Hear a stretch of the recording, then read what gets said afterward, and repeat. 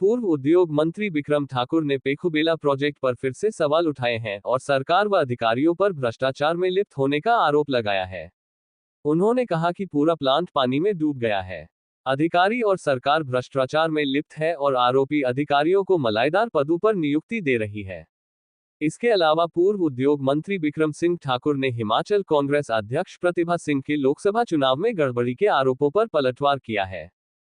पूर्व उद्योग मंत्री बिक्रम ठाकुर ने कहा कि 32 मेगावाट बिजली उत्पादन क्षमता वाला प्रोजेक्ट पानी में डूब गया है और ड्रेनेज व्यवस्था का ध्यान नहीं रखा गया है, जिससे अब केवल 12 से 14 मेगावाट बिजली का उत्पादन हो रहा है। कंट्रोल रूम में पानी भरने से सभी 10 इन्वर्टर खराब हो गए हैं और इनकी मरम्मत में करोड़ों रुपए खर्च होंगे। बिक्रम ठाकुर ने आरोप लगाया कि ठेकेदार के पैसे बचाई गई है और प्लांट को जानबूझकर जीरो लेवल पर बनाया गया है। ठाकुर ने कहा कि SJVNL ने प्रदेश सरकार को 2.57 रुपये की दर से 210 मेगावाट बिजली देने का प्रस्ताव रखा था, लेकिन अधिकारियों ने इसे नहीं होने दिया, जिससे प्रदेश को 500 से 600 करोड़ रुपये का नुकसान हुआ है। उन्होंने आरोप लगाया कि जिन अधिकारियों पर आरोप थे, उन्हें सरकार ने अच्छे पदों पर पोस्टिंग दी है और वे पूरी तरह से भ्रष्टाचार में लिप्त हैं। पंजाब दस्तक के लिए सुरेंद्र राणा की रिपोर्ट। मैं लगातार पिछले 1 वर्ष से जो सच्चाई है उसको समय समय के ऊपर धरातल पे रखता रहा। मुझे इस बात का दुख है कि श्री सुखविंदर सिंह सुक्खू जी की सरकार जो पूर्ण रूप से भ्रष्टाचार में डूबी हुई है। मैंने पहले भी बोला था कि 100 करोड़ रुपए में लगने वाला प्रोजेक्ट 220 करोड़ में लगा। उसके ऊपर हमने बहुत से प्रश्न खड़े किए। हमने उस समय भी ये बोला था कि ये प्लांट ठीक नहीं लगा है। हमने उस समय भी ये बोला था जो साइट की सिलेक्शन की गई है वो गलत है। हमने उस समय भी ये बोला था कि 32 मेगावाट इस पे कभी भी नहीं बनेगा। आज वो सारी की सारी चीजें हमें देखने में नजर आ रही हैं। आपके ध्यान में रहे कि 2 अगस्त 2025 को बहुत ज्यादा बारिश हुई जिला ऊना के अंदर, और जिला ऊना के अंदर ये जो हमारा प्लांट था पेखुबेला का, वो पूर्ण रूप से डूब गया पानी के अंदर।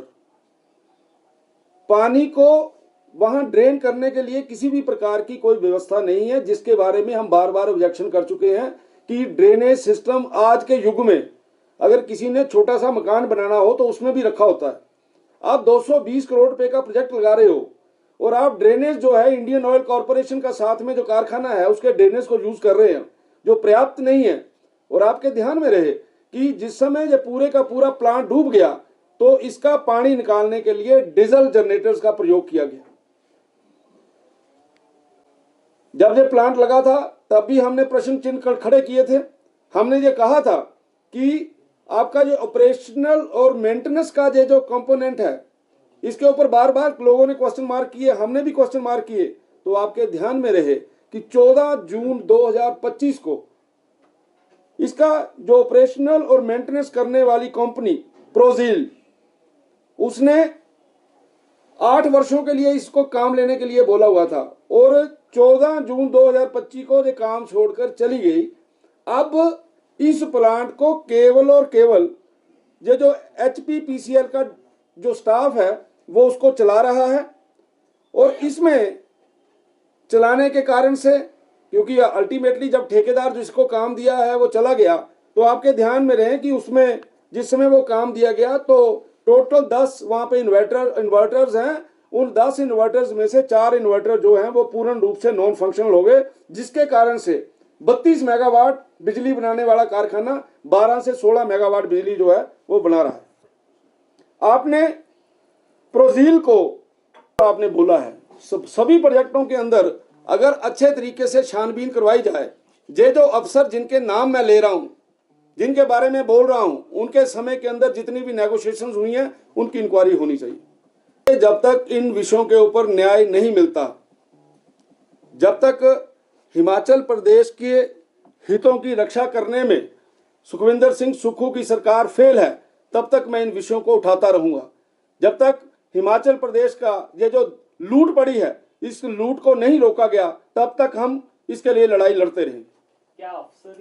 सतलुज जल विद्युत निगम ने अक्टूबर 2023 में बीकानेर के अंदर एक प्लांट लगाया 1000 मेगावाट का, और 1000 मेगावाट के प्लांट जिसमें अक्टूबर 2023 में लगा, तो उन्होंने हिमाचल प्रदेश सरकार को ऑफर दिया कि हम आपको 200 मेगावाट बिजली ₹2.57 के हिसाब से देंगे। लेकिन उस समय के जो HPCCL के मुखिया थे, जो उस समय डायरेक्टर ऑफ एनर्जी भी थे, जो उस समय MD Himachal Pradesh state electricity board भी थे, एक ही व्यक्ति के पास 3 पोस्टें थी, उसी ने बिजली बनानी है, उसी ने बिजली बेचनी है। उस व्यक्ति ने ये नेगोशिएशन नहीं होने दी, जिसके कारण से हिमाचल प्रदेश सरकार को 500 से 600 करोड़ रुपए तक का जो है वो नुकसान हुआ।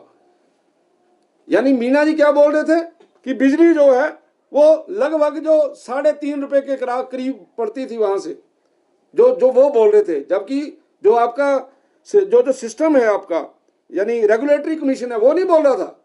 लेकिन मीना जी बोल रहे थे कि ₹2.57 वाली के ऊपर नेगोशिएट नहीं करेंगे। हिमाचल ये जो आपका मैं जो बोल रहा हूँ जल विद्युत निगम है, उसके कॉरस्पॉन्डेंस हुआ है, जिसने बोला है कि हम 200 मेगावाट आपको ₹2.57 के हिसाब से देंगे। उससे नहीं लिया, क्योंकि पेखूवेला के मालिकों को बचाना चाहते थे, वहां के कॉन्ट्रैक्टर को लाभ देना चाहते थे, और इन्होंने उस समय 3 यानी 3.5 रुपए की ऑफर थी पेखूवेला की ये बिजली देने की। तो ये जिस समय अब क्या हुआ, फिर वो पेखूवेला का जिस समय पूरे का पूरा पंगा हो गया, विमल नेगी जी की हत्या हो गई, तो उनको वहां से हटाया गया। जब उनको हटाया गया तो देखा गया कि ₹3.49 कैसे बनते हैं। ये रेगुलेटरी कमीशन के पास केस जाना चाहिए। तो अब रेगुलेटरी कमीशन ने उसी पेखूवेला को ₹2.90 यूनिट जो है वो देने की बात कही है।